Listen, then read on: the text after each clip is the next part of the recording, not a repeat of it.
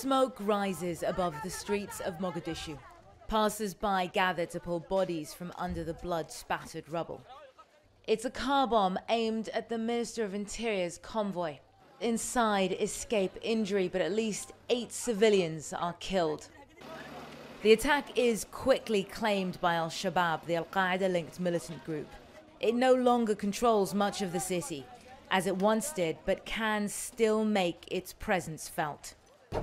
Troops of the African Union force here cordon off the area to guard against a second blast. Normal life quickly resumes. The people of Mogadishu are used to bomb attacks, and as we travel through town with the AU force, we barely merit a second glance.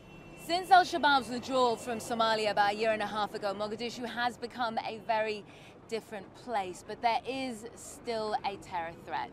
Suicide attacks, roadside bombs, increasingly complex tactics, and African Union patrols like these are crucial for maintaining security. But the question has started to be asked, is this sustainable? The security gains here are still fragile. Somalia's security forces, underpaid and under-equipped, are limited in number, and their presence doesn't extend far beyond this capital. Somali President Hassan Sheikh took office 6 months ago, and this is how he travels. With an entourage of well-armed men and a convoy of armored vehicles. Even that can't guarantee his safety, but that doesn't seem to bother the man with arguably one of the most dangerous jobs in the world. We're traveling with the Somali president's convoy inside one of the African Union escort vehicles that's accompanying him. The president has decided that he wants to head out to Denele on the outskirts of Mogadishu, one of the remaining areas in which Al-Shabaab has managed to maintain a presence.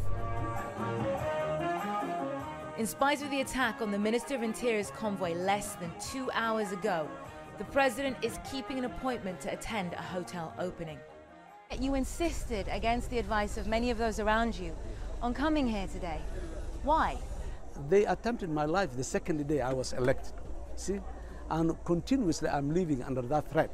But I don't see it. It deserves. It's worth of taking that level of risk. If I remain indoor and I say I don't go out, that's their success.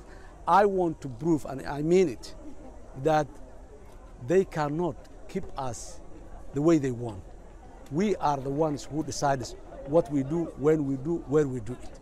Mahmoud doesn't underestimate the challenge, but insists one day Somalia must eventually take responsibility for its own security. We need a financial commitment, technical support commitment, and we need diplomatic engagement in Somalia.